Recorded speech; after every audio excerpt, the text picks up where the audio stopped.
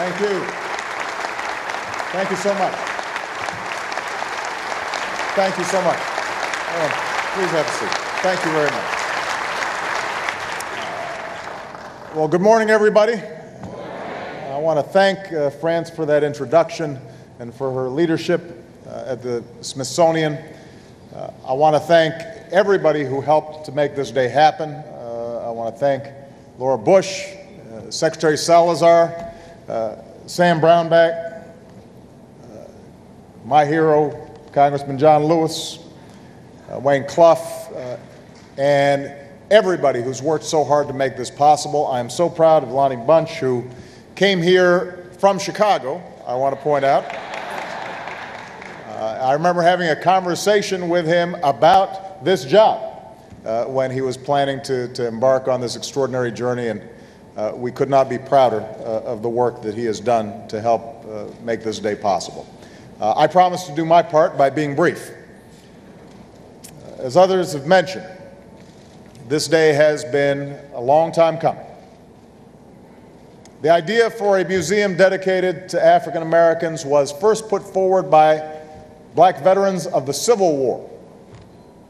And years later, the call was picked up by members of the civil rights generation, by men and women who knew how to fight for what was right and strive for what is just. This is their day. This is your day. It's an honor to be here to see the fruit of your labor.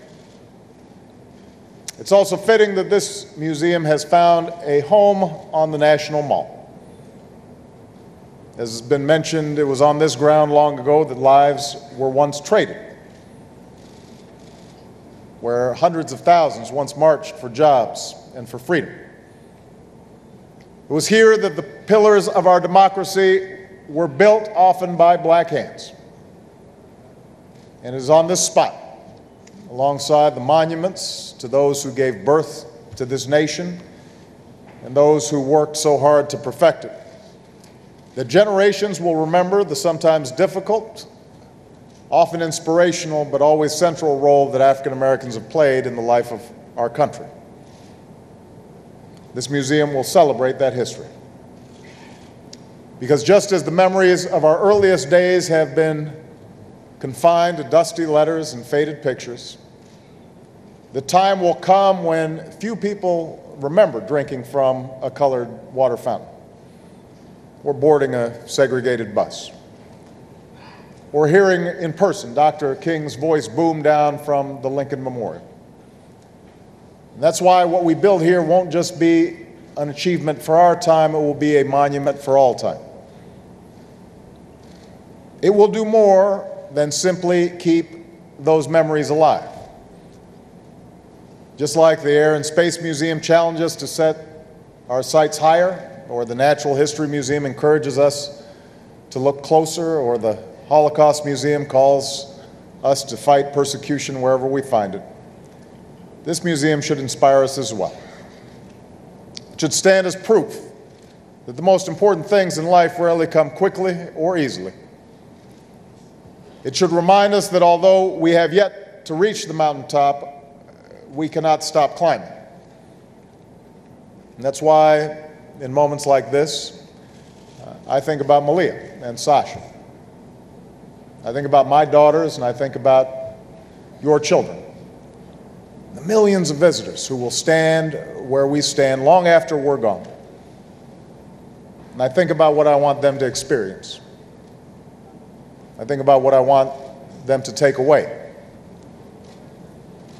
When our children look at Harriet Tubman's shawl, or Nat Turner's Bible, or the plane flown by Tuskegee Airmen, I don't want them to be seen as figures somehow larger than life. I want them to see how ordinary Americans could do extraordinary things.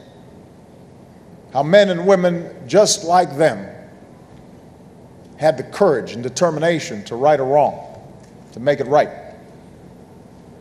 I want my daughters to see the shackles that bound slaves on their voyage across the ocean and the shards of glass that flew from the 16th Street Baptist Church, and understand that injustice and evil exists in the world, but I also want them to hear Louis Armstrong's horn and learn about the Negro League and read the poems of Phyllis Whitley.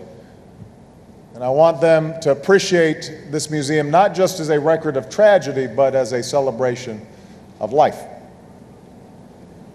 And when future generations hear these songs of pain and progress and struggle and sacrifice, I hope they will not think of them as somehow separate from the larger American story. I want them to see it as central and important part of our shared story, a call to see ourselves in one another, a call to remember that each of us is made in God's image. And that's the history we will preserve within these walls. The history of a people who, in the words of Dr. King, injected new meaning and dignity into the veins of civilization. May we remember their stories. May we live up to their example. Thank you, God bless you, and God bless the United States of America.